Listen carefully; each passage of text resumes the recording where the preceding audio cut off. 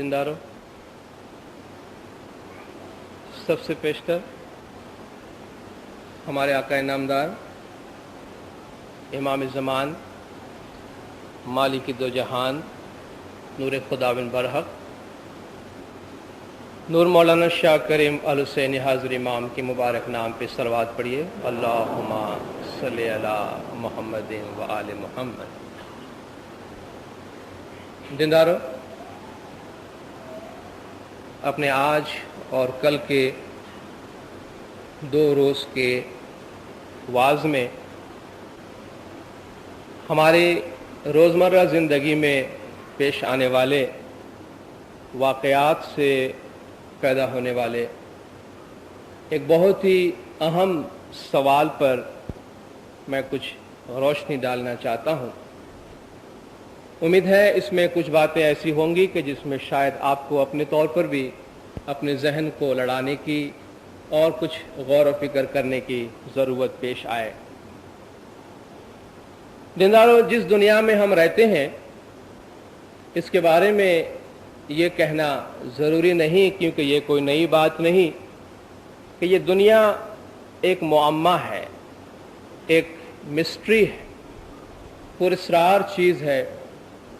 सदियों से मुफक्किरीन ने, सोचने वालों ने जो ताकत खुदा ने सोचने की उन्हें दी है उसके मुताबिक उन्होंने सोचने की कोशिश की और इस दुनिया के इसरार पर से, दुनिया के भेदों पर से पर्दा उठाने की कोशिश की। बहुत सी बातें ऐसी हैं जो हमें सदियों पहले मालूम नहीं थी तो आज मालूम हो गई हैं, लेकिन अभी बहुत सी ऐसी बातें और हैं कि जिनके बारे में हमें इल्म नहीं और इस बात की कोई गारंटी भी नहीं कि कभी उन पर से पर्दा उठ भी सकता है। हमारा काम गौर व फिक्र करना है, सोचना है, तलाश करना है। जिस बात का जवाब मिल जाए उससे अपने ज़िंदगी पे अपनाना है, जिसका जवाब न मिले उसमें तलाश करते रहना है। जिंदारों, हमारी ज़िंदगी में उभरने वाले सवालात में एक अहम सवाल ये आता है कि इंसान इस दुनिया में दुखी क्यों होता है? इंसान इस दुनिया में परेशान और तकालीफ में मुब्तला क्यों होता है? क्या वजह है कि दुनिया में एक आदमी भी शायद ऐसा आपको मिले जो उठकर ये कह सके कि मैं परेशान नहीं हूं या मैं दुखी नहीं हूं उसके पूरी जिंदगी के हालात के दौरान। आमतौर पर इंसान जो इस दुनिया में पैदा होता है वो इस बात को अपना पैदाइशी हक समझता है कि उसे सुखी होना चाहिए, खुश होना चाहिए, तंदुरुस्त होना चाहिए, आराम आसाइश से जिंदगी गुजारनी चाहिए। लेकिन ऐसा होता नहीं है। हर इंसान अपनी जिंदगी के मरहले में कभी न कभी किसी न किसी जगह परेशानी और दुख में मुब्तला होता है। जब इंसान दुख और तकलीफ में मुब्तला होता है तो उसने उसका जवाब निकालने की कोशिश की। उसने सोचा कि भाई मुझ पे तकलीफ क्यों आती है, या सारे इंसानों पे तकलीफ क्यों आती है, या दुनिया में बड़ी बड़ी ट्रेजेडीज आती है, ऐसे ऐसे अलमिया पैदा होते हैं दुनिया में, आखिर क्यों ऐसा होता है? जवाब निकालने के लिए पहला जवाब उन्होंने ये दिया कि भाई इंसान पे जो तकलीफ आती है वो उसके अपने कसूर से आती है, उसके अपने गुनाहों की वजह से आती है, उसके अपने करतूतों की वजह से आती है। ये बात कह देना जितना आसान है समझना इतना आसान नहीं, क्योंकि प्रैक्टिकल लाइफ में ऐसा है नहीं। मजहबी नुक्ते निगाह से आप तो हमेशा यही कहते हैं कि अच्छा इंसान हमेशा सुखी रहता है, बुरा इंसान हमेशा दुखी होता है। जो इंसान बुरे काम करता है उसे सजा मिलती है, जो इंसान अच्छा काम करता है वो आराम आसाइश और राहत में रहता है। लेकिन हमेशा ऐसा होता नहीं है। बुरा इंसान दुखी होता है या नहीं होता है वो तो हम नहीं देख सकते, होता होगा, क्योंकि कुदरत का ये कानून है। जो इंसान बुरा करता है वो बुरा भरता जरूर है, उसको उसका जवाब जरूर मिलता है। लेकिन ये कह देना कि अच्छा इंसान कभी दुखी नहीं होता, ये बात समझ में नहीं आती। आपको दुनिया में ऐसे हजारों अच्छे इंसान नजर आएंगे, हम में सबके सब खराब तो नहीं है ना। हम में जितने लोग दुखी हैं बल्कि सबके सब दुखी हैं, सबके सब खराब तो नहीं है ना। हम सब के सब इतने गुनहगार तो नहीं कि खुदा हमें दुखी करे या हमने अपने हाथ से कोई दुख कमाया हो। तो कहते हैं हाँ भाई, आप अगर ये कहते हैं कि आप अच्छे हैं या आपकी खुशफहमी है, हो सकता है आपके पिछले जन्म का कोई गुनाह हो जिसकी सजा आप भुगत रहे हो। ये बात भी कह देना बहुत आसान है।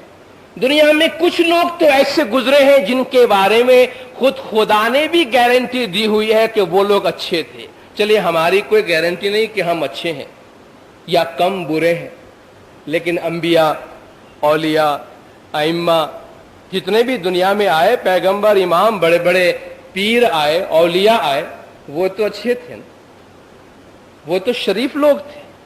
उनकी शराफत की तो अल्लाह ने गारंटी दी हुई है। वो बेचारे दुखी किस वजह से हुए? वहां तो आप ये नहीं कह सकते हैं कि इंसान पे जो दुख आता है, इंसान पे जो परेशानी आती है, इंसान पर जो अलमिया गुजरता है, वो उसके अपने हाथ की कमाई होती है।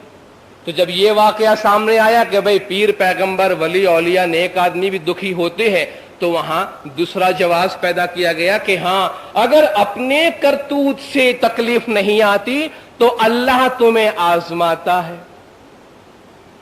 तो गोया इंसान पे तकलीफ आने की दो ही सूरत नजर आती है, या आपके अपने हाथ की कमाई है, या अल्लाह तबारक व ताला आपको तकलीफ में, मुश्किलात में मुब्तला करता है। अगर पहला सवाल या पहला जवाब हम पे उसका इतलाक नहीं होता और हम दूसरे का इतलाक करना चाहे, तो इसका मतलब ये होगा कि दुनिया में माजी में और हाल में जितने भी अलमिये हुए हैं, जितने भी ट्रेजेडीज हुई हैं, जितने भी बड़े बड़े इंसान मारे गए, बड़े बड़े कत्ले आम हुए, जलजले आए, सैलाब आए, तूफान आया, इन सब पे खुदा का हाथ था। अच्छे इंसानों पे जो तकलीफ आई वो खुदा की मर्जी के मुताबिक था, वो खुदा की प्लानिंग के मुताबिक था। तो इस एतबार से जिन लोगों ने वो ट्रेजेडीज एग्जीक्यूट किए, उनको आपको दोष नहीं देना चाहिए। मिसाल के तौर पे पैगंबरों को, इमामों को, पीरों को, अच्छे अच्छे लोगों को जिन लोगों ने तकलीफ पहुंचाई, उसको जो हम आज बुरा कहते हैं तारीख को याद करके, वो ऐसा करना सही नहीं है, क्योंकि उन्होंने जो कुछ भी किया वो अल्लाह की प्लानिंग के मुताबिक किया। फिरौन ने जो कुछ किया, नमरूद ने जो कुछ किया, अबू जहल ने जो कुछ किया, अबू लहब ने जो कुछ किया, शिमर ने जो कुछ किया, यजीद ने जो कुछ किया, इब्ने जियाद ने जो कुछ किया, हिटलर ने जो कुछ किया, अल्लाह की प्लानिंग के मुताबिक किया। इन बिचारों को खामखा अब बुरे क्यों कहते हैं? इन लोगों को आप दोष क्यों देते हैं? ये सवाल जब सामने आता है तो आपको पता चलता है कि इंसान पे सारी तकालिफ, क्या आप ये मान सकते हैं कि या आपके दोष की वजह से आई है या अल्लाह के इम्तिहानात की वजह से आई है? तीसरी और कोई वजह नहीं हो सकती। क्यों नहीं हो सकती तीसरी वजह? हम वो तीसरी वजह ढूंढ के निकालना चाहते हैं। एक मासूम बच्चा है, उसकी मां को अल्लाह उठा लेता है, बच्चा यतीम हो जाता है। वो बच्चा अपनी बाकी मानदा जिंदगी तकलीफ में, मुसीबत में गुजारेगा। आप उसको क्या समझाएंगे? आप जाकर उससे कहते हैं कि भाई तुमने कोई गुनाह किया जिसकी वजह से तुम्हारी मां चली गई। अरे एक तो बेचारा पहले से दुखी है, आप उसको मजीद दुखी करना चाहते हैं। या आप उनसे कहें खुदा ने ऐसा ही सोचा था ताकि आप खुदा को ज्यादा याद करें। ये बड़ी अजीब सी बात है। कहते खुदा इंसान को तकालीफ में, आजमाइश में मुब्तला करता है ताकि इंसान खुदा को याद करे। ये खुदा किस काम का कि जो वैसे तो हमें अपनी याद नहीं करवा सकता है, इसलिए हमें मजबूर करता है, तकलीफ में मुब्तला करता है ताकि हम उसके पास जाएं, हाथ जोड़ें, गिड़गिड़ाए उसके सामने, कह खुदा मुझे इस तकलीफ से आसान कर दे, बस मैंने तुझे याद किया। गोया खुदा हमें मजबूर करके, हमें अपने कदमों पे झुका के अपनी इबादत करवाना चाहता है। ऐसा खुदा किस काम का? वो तबीब, वो डॉक्टर किस काम का जो पहले तो हमारे खाने में जहर मिला के हमको बीमार करे ताकि हम जाके उसके पास उसका अपना इलाज करवाएं? डॉक्टर तो इलाज करने के लिए होता है, बीमार करने के वास्ते तो नहीं होता है।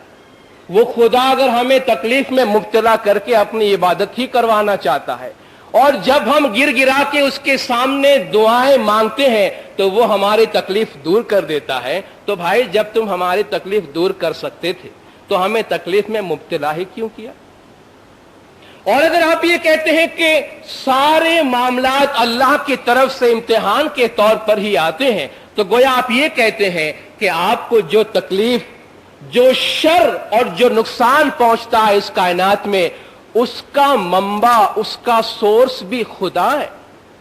गोया आप अल्लाह को सिर्फ खैर यानी अच्छाई का सोर्स नहीं कहते, बल्कि आप अल्लाह को बुराई का सोर्स भी कहते हैं। और इस्लाम इस बात को कभी भी कबूल करने को तैयार नहीं होगा कि अल्लाह बुराई का भी सोर्स है। इस्लाम कहता है अल्लाह सिर्फ अच्छाई का सोर्स है, लेकिन ऐसी कोई बात नहीं कि इस दुनिया में या इस जमीन में, इस कायनात में कोई बुरी चीज नहीं है, बुराई नहीं है। बुराई जरूर है।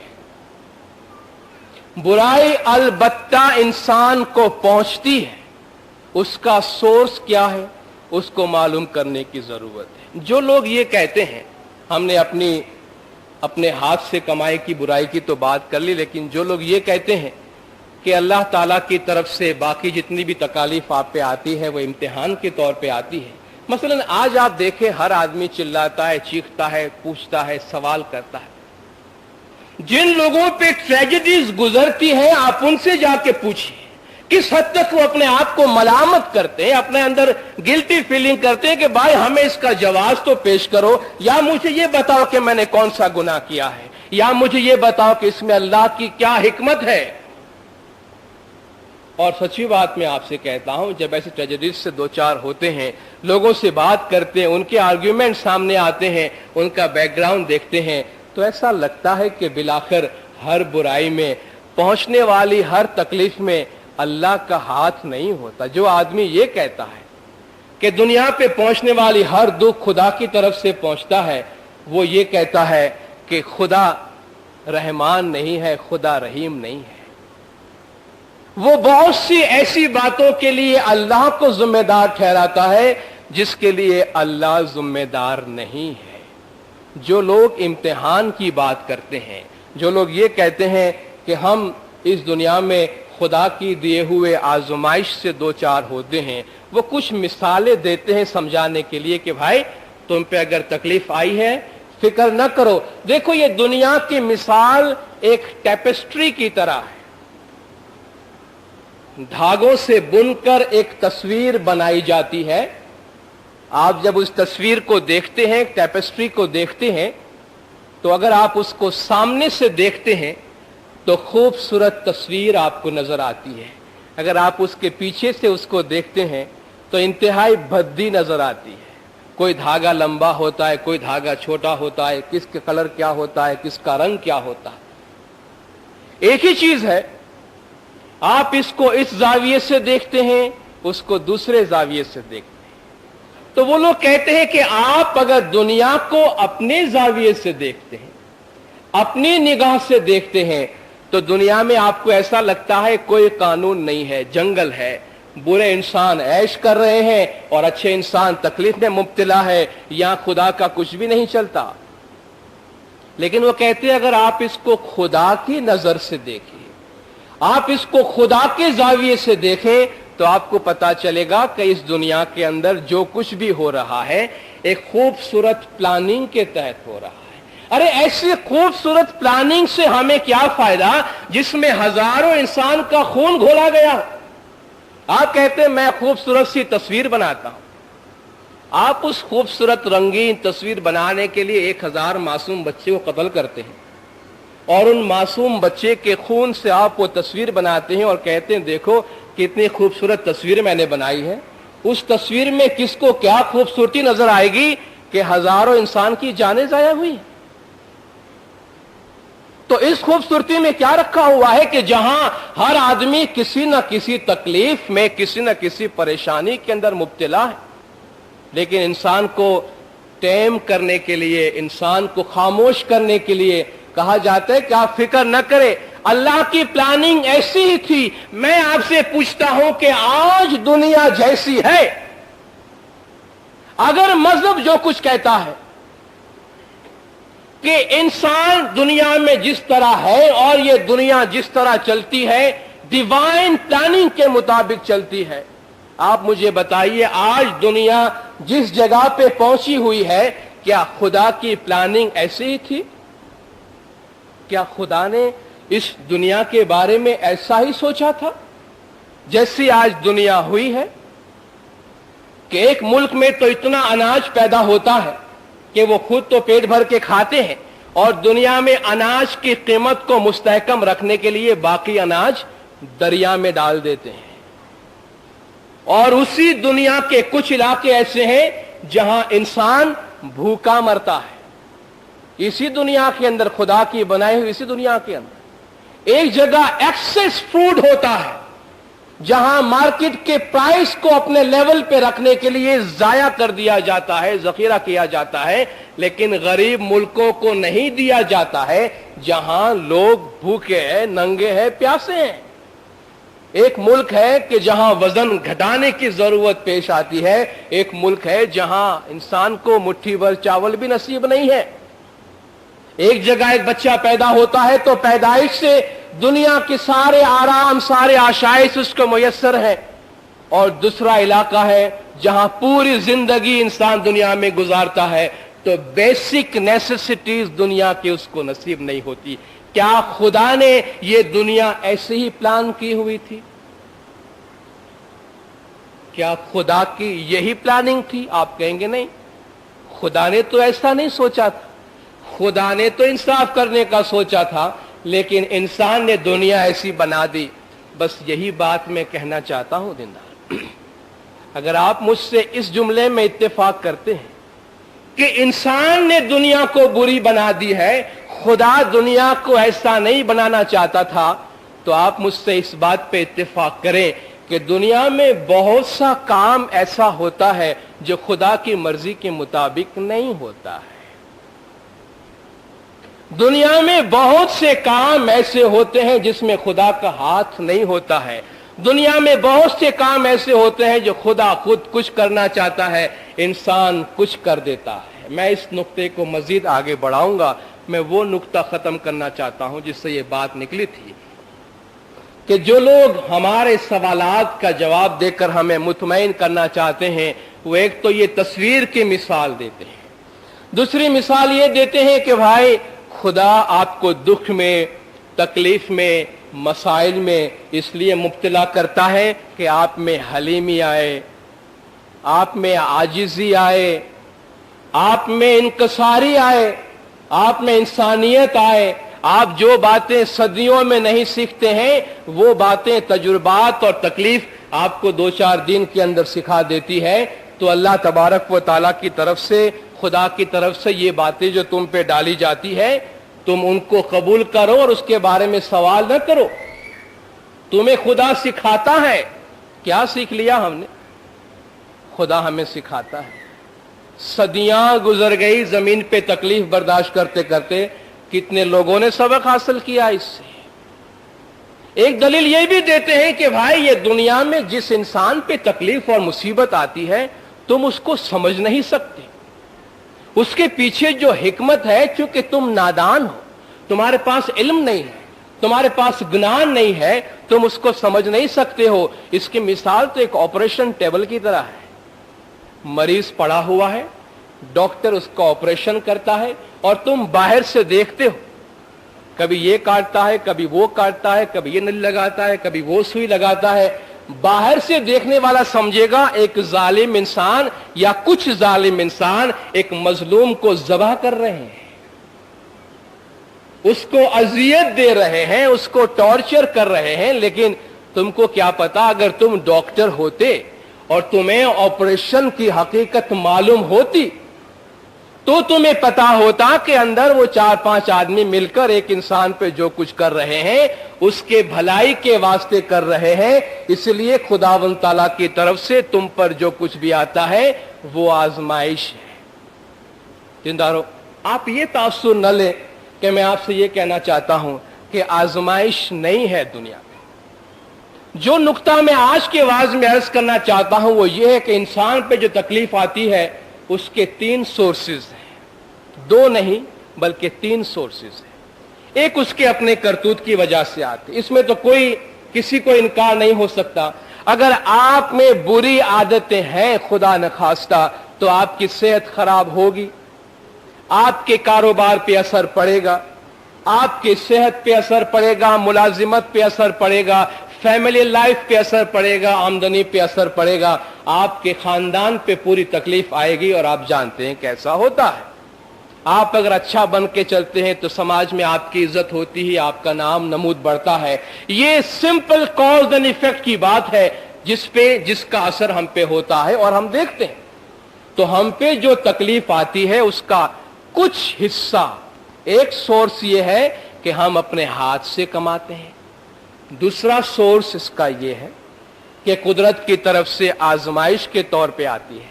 लेकिन कुदरत की तरफ से जो आजमाइश आती है वो छोटी छोटी बातों में और इंडिविजुअल चीजों में नहीं आती है। मैं इत्तेफाक करता हूं, खुदा खुद फरमाता है कि मैं तुम्हें आजमाता हूं। खुदा खुद कहता है मैं तुम्हें जान माल में नुकसान दे के आजमाता हूं। लेकिन इसका मतलब ये नहीं है कि जिस इंसान पे जो तकलीफ, जो बीमारी, जो आफत आए आप कह दे खुदा उससे आजमाता है। खुदा तो फरमाता है कि आजमाइश ये पूरी जिंदगी है। खुदा सिर्फ तकलीफ दे के नहीं आजमाता, ये भी याद रखिए, खुदा राहत दे के भी आजमाता है। खुदा फरमाता है मैं तुम्हें माल दे के भी आजमाता हूं, मैं तुमसे माल लेके भी आजमाता हूं। लेकिन जब खुदा माल देता है उसको तो आजमाइश कोई नहीं कहता। जब खुदा ले लेता है आप कहते खुदा ने हमको आजमा लिया। जब आप सेहतमंद होते हैं, आराम से होते हैं, खुदा याद नहीं आता। लेकिन जब तकलीफ होती है, बीमार होती है, तो कहते खुदा ने पता नहीं क्या खुदा को हो गया है, उसको मेरा ही एड्रेस मिल गया, सारी मुसीबतें मुझ पे डाल दी। खुदा फरमाता है कि इन्नमा अमवालुकुम व औलादुकुम फितना, तुम्हारे माल, तुम्हारी औलाद, ये जमीन, ये पूरी दुनिया, तुम्हारी जिंदगी पूरी इब्तला है, पूरी आजमाइश है। ये जिंदगी जो खुदा ने हमें दी है, जो सांस खुदा ने हमें दी है, जो मोहलत खुदा ने हमें दी है जमीन पे गुजारने के लिए, वो सारी की सारी आजमाइश है। हमें जिहाद करने का हुक्म दिया, सलात का हुक्म दिया, माल कुर्बान करने का हुक्म दिया, सुबह उठ के बंदगी का हुक्म दिया, अच्छा करने का हुक्म दिया, बुरा करने का मना किया। ये सारी की सारी आजमाइश है। आजमाइश सिर्फ तकलीफ को नहीं कहते हैं, खुदा आजमाइश राहत के जरिया भी करता है। तो कुछ तकलीफ अपनी कमाई की वजह से आती है, कुछ तकलीफ खुदा की तरफ से मुकर्रर किए हुए आजमाइश की वजह से आती है, जिस पे सब्र करना चाहिए। तीसरी तकलीफ, तीसरा सोर्स जो बहुत ही बड़ा सोर्स है और जिसमें जितनी तकालीफ हमारी आती है उसकी मेजॉरिटी वहां से आती है, वो एक ऐसा सोर्स है जिसको आप फितरत कहते हैं, जिसको आप नेचर कहते हैं, जिस पे न हमारा काबू है न उस पे अल्लाह का काबू है। आप कहेंगे कि ये बात तो हमने आज पहली दफा आपसे सुनी कि फितरत जिस पे खुदा का भी काबू नहीं है। मेरे कहने का मतलब यह है कि दुनिया में बहुत सी ऐसी बातें होती हैं कि जिसको फॉलो करने का खुदा भी पाबंद होता है। कुछ लॉज होते हैं नेचर के, कुदरत के, खुदा ने कुछ लॉज बनाए हुए हैं, उस कानून का खुद खुदा भी फॉलो करता है, खुदा भी उस पर अमल करता है। मैंने पहले भी एक मिसाल दी, और भी मिसालें आपको देता हूं। क्या जमीन पे जो कुछ होता है खुदा की मर्जी के मुताबिक होता है? क्या जमीन पे जितने भी लोग रहते हैं सब खुदा के पसंदीदा लोग हैं?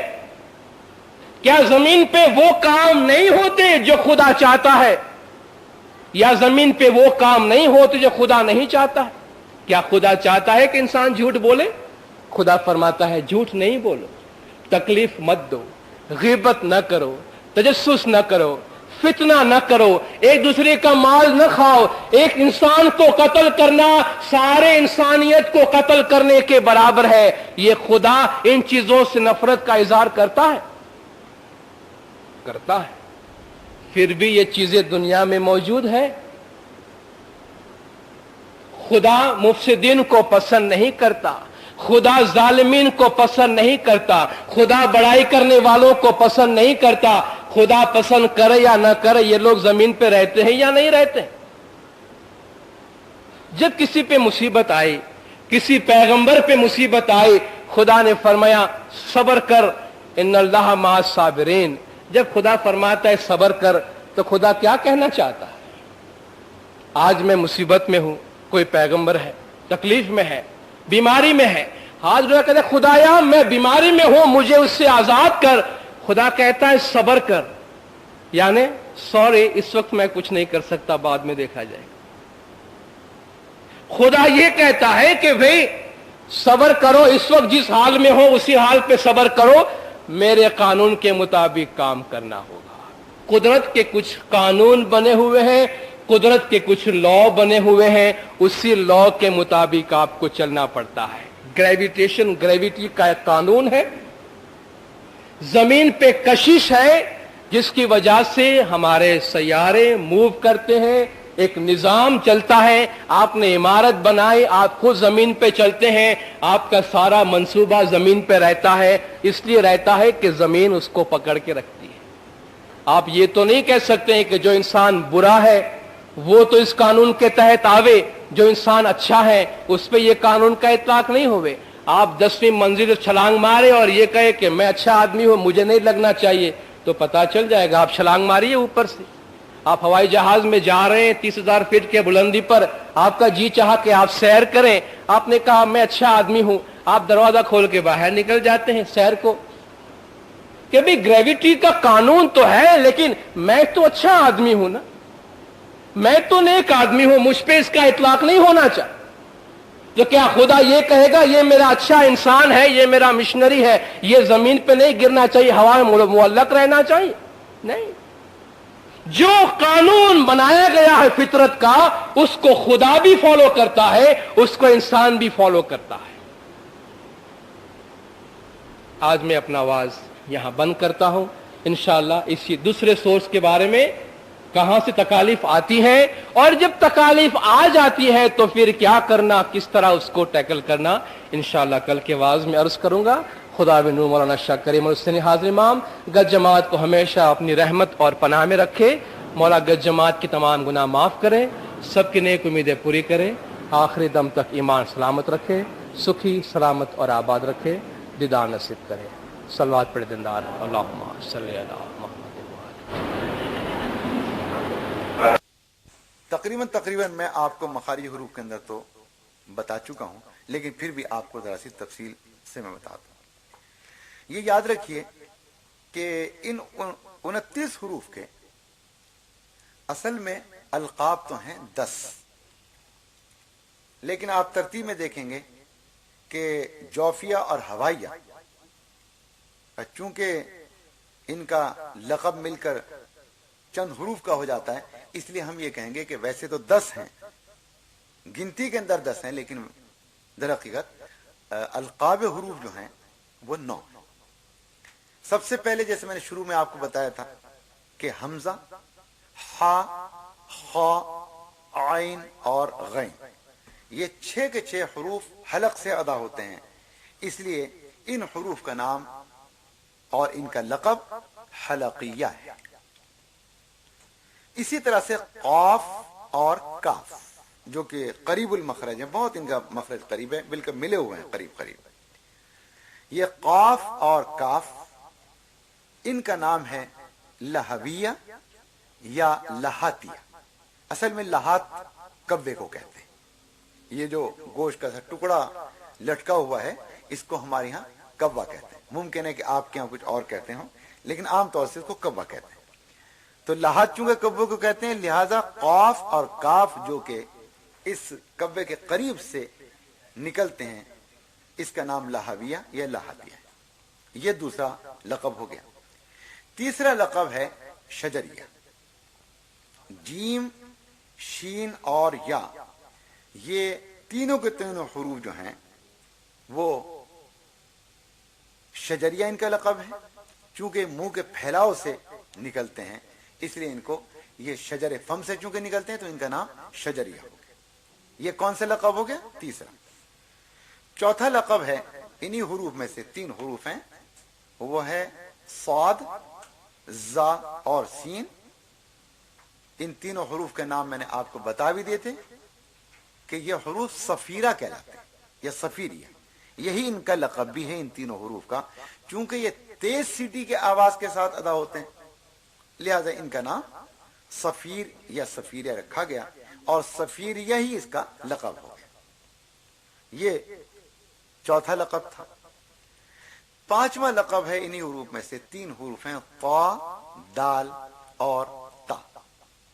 یہ ہے نطعیہ۔ نطع اصل میں کہتے ہیں غار کو، چونکہ یہ ثنایا علیا کی جو جڑ ہے وہاں سے نکلتے ہیں، جو ایک گویا غار کی سی شکل ہے، اس لیے ان کا لقب ہی نطعیہ پڑ گیا۔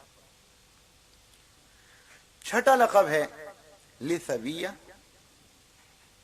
لثویہ اس میں 3 حروف ہیں، ایک ہے وا، ذال اور ثا۔ یہ وہ حروف ہیں کہ جو آپ نے مخرج نمبر 13 کے اندر یاد کیے۔